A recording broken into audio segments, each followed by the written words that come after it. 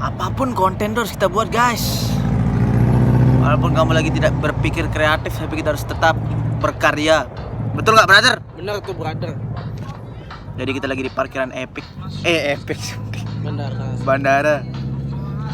Beginilah ya kehidupan. Tapi nggak pernah kamu Jan?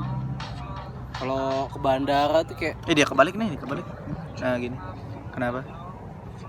kalau bandara nih kayak tempat dua perasaan bertemu jadi satu menurut saya di bandara nih. Tahu kamu? Kalau kita dua perasaan pasti yang ada di bandara tuh perasaan senang sama perasaan sedih. Kenapa gitu? Kalau perasaan senang tuh kita bertemu sama orang yang kita tunggu-tunggu untuk datang. Terus perasaan sedih tuh kita berpisah sama orang-orang yang kita sayangi, kita berpisah di bandara. Jadi tempat pertemuan dan perpisahan itu terjadi di bandara dia. Tapi kenapa orang dulu bisa berpesawat terus? Itu pertanyaan sih. Ih, lebah. Masa saya upload dan? Kenapa? Kayak tai tuh. Kan kebalik tuh. Masa kebalik lagi dah kebalik. Kenapa otak itu tidak encer harus membuat karya-karya kreatif gitu loh? Itu maksud saya, Res. Kita belum tertekan deh, Zan. Enggak, kayak saya tuh pengen jadi orang tuh yang kreatif, ada aja ide di kepala saya. Cuman kayak gini aja saya buatin video loh, Res. Enggak tahu mau ngapain padahal. Orang yang kreatif tuh dia udah punya buat dia tertekan.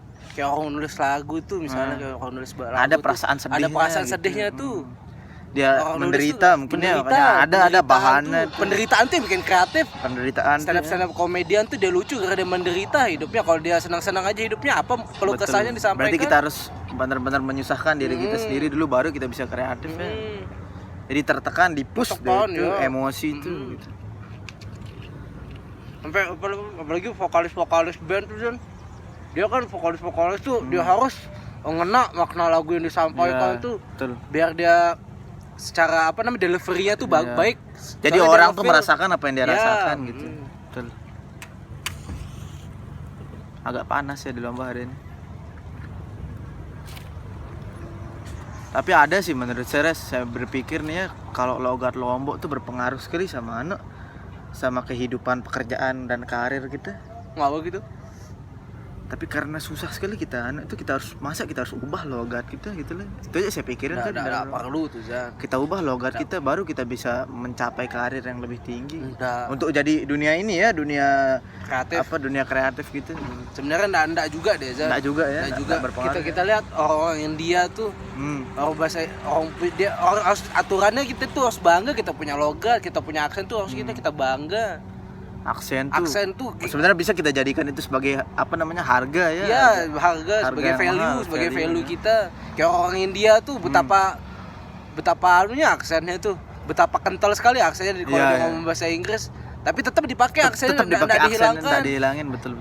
Jadi itu identitas tuh yang dicari. Harus ditonjolkan, malah bukan ditutup-tutupi gitu ya. Identitasnya dia ngomong bahasa Inggris kita tahu dia orang India. Betul. Kalau orang Amerika ngomong kita belum tentu tahu dia kalau orang Amerika. Bisa jadi dia orang Kanada. Iya. Bisa aja dia orang kecilan apa suara kamu? Enggak apa-apa. Bisa aja dia orang ini. Orang Kuba mungkin. Hai guys. Di sini bukan cuma hai guys, kita terus menyampaikan opini terhadap dunia ini. Dunia yang semakin punah ini, semakin tua ini. Bertobat. Itu dia orang kreatif tuh yang dicari tuh pembeda, soalnya dia udah sama konten-konten nih zaman sekarang. Iya, dia udah sama. Jadi kita tuh agak sulit menemukan hal baru menciptakan. Mana ada? Udah keluar. Itu yang kita cari. Gitulah perbedaan. Kayak tuh Siska Kol tuh. Kenapa itu? Siska Kol tuh kamu? Enggak tahu. Review makanan mahal dari Prancis. Tahu enggak yang di TikTok tuh? Enggak tahu, enggak pernah nonton. Ada dia bersaudara gitu berdua Siska Kol nih. Jadi sepanjang video tuh Zannya, dia review barang tuh intonasinya itu aja dipakai. Air mineral dari Alfamart. Kayak gitu semua nadanya Zan, videonya Zan. Jadi orang tuh tahu kalau itu punya Siska Kol. Jadi kayak signaturnya. Signaturnya. Itu harganya. Itu dia. Jadi enggak benar-benar pure dia itu pakai jadi dirinya sendiri gitu. Enggak pure dia buat pembeda tuh yang diinget sama orang. Gitulah. Memang banyak keraguan tuh dan itu enggak boleh ada di dunia kreatif ya. Benar. kita ragu tuh yang bikin dia kayak ngehambat kita Ngehambat buat ya benar. buat untuk anak tuh untuk pengen Biasanya terus-terusan. karya yang ragu-ragu tuh dia nggak bagus karyanya biasanya. Suara pesawat guys, kayak dipaksain gitu ya, Kayak kayak dipaksain, kaku iya. jadinya apa dia omongin gitu. Jadi kayak orang pun sendiri bisa nilai gitu loh, ntar dia kayak dibuat-buat nih orang gitu. Nah, Kayak harus dipaksain ya, gitu, nah. konten-konten yang orang ngeliat dipaksain tuh nggak bakal diterima sama masyarakat. Iya, ngerti Soalnya sih. konten kreatornya sendiri ini tidak berdamai sama dirinya sendiri. Gimana dia berdamai sama audiensnya? Orang tuh ngerti tuh mimik mukanya kalau Iya, dia ragu, benar. kalau dia bingung terutama tuh kayak Mm-mm. kelihatan lah, oh orang ini dia kebingungan, orang ini dia nggak tahu mau ngapain, cuma Nggak dia tahu. pengen kayak gini, pengen ikut-ikutan Ya, aja gitu loh. benar. Ya ngerti sih saya itu sebenarnya. Itu yang benar-benar kayak menghambat sekali ya. Emang harus keluar, harus pelong, benar-benar kayak Iya. langsung gitu ya. Iya. Nggak usah tanpa pikir panjang, itu yang berat. Itu emang menurut saya wajar Res kalau awal-awal tuh kita kayak ragu gitu. Terus kita kayak agak kaku sedikit, tuh menurut saya adalah kewajaran. Wajar. Itu bentuk dari bentuk proses. Bentuk dari kan? proses. Bentuk dari proses. Jadi sebenarnya nggak perlu disalahkan gitu.